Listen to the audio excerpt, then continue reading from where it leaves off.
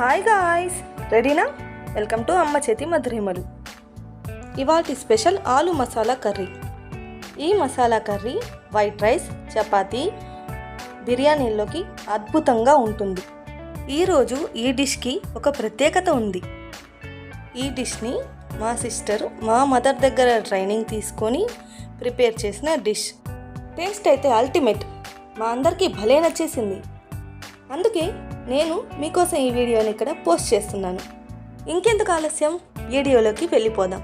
ముందుగా 1/2 కిలో ఆలూని మెత్తగా ఉడికించి పెట్టుకోండి. ముందుగా స్టవ్ మీద ఒక కడాయిని పెట్టుకొని 4 టేబుల్ స్పూన్ల ఆయిల్, ఒక ఆనియన్ని సన్నని ముక్కలుగా కట్ చేసి వేసుకోండి. ఈ ఆనియన్స్ లైట్ గోల్డెన్ కలర్లోకి వచ్చేంత వరకు వేయించండి.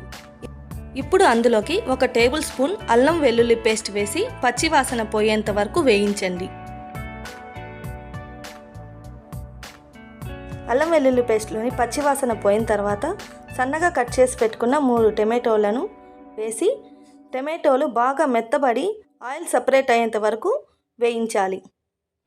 ఇప్పుడు అందులోకి 2 టేబుల్ స్పూన్ల కారం, 1 టీ స్పూన్ పసుపు పొడి, 1 టీ స్పూన్ ధనియాల పొడి వేసి బాగా కలపండి.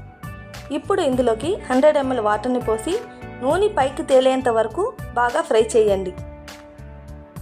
ఆయిల్ పైకి తేలిన తర్వాత మాత్రమే 50 గ్రాముల ఎండి కొబ్బరిని మెత్తని పేస్ట్ లాగా చేసి వేసుకొని బాగా కలపండి.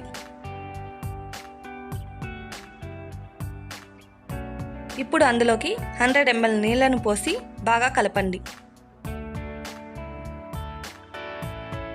బాగా కలిపిన తర్వాత మీ రుచికి సరిపడా ఉప్పుని వేసి 2 నిమిషాల పాటు బాగా ఫ్రై చేయండి. రాళ్ళ ఉప్పును వాడడం వల్ల రుచి బాగుంటుంది. ఇలా ఫ్రై అయిన మసాలాలోకి తగినన్ని నీళ్లు పోసి బాగా కలిపి మూత పెట్టి పులుసు చిక్కబడేంత వరకు మరిగించుకోవాలి. పులుసు చిక్కబడిన తర్వాత అందులోకి ఉడికించి పెట్టుకున్న ఆలు ముక్కల్ని వేసి బాగా కలపండి.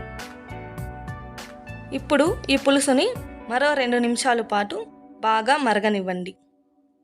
ఈ విధంగా పులుసు బాగా మరిగి చిక్కబడిన తర్వాత అందులోకి కొత్తిమీరను వేసి మంటను లో ఫ్లేమ్లో పెట్టి మరో 2 నిమిషాల పాటు ఉడికిస్తే ఈ విధంగా ఆయిల్ అనేది సపరేట్ అవుతుంది.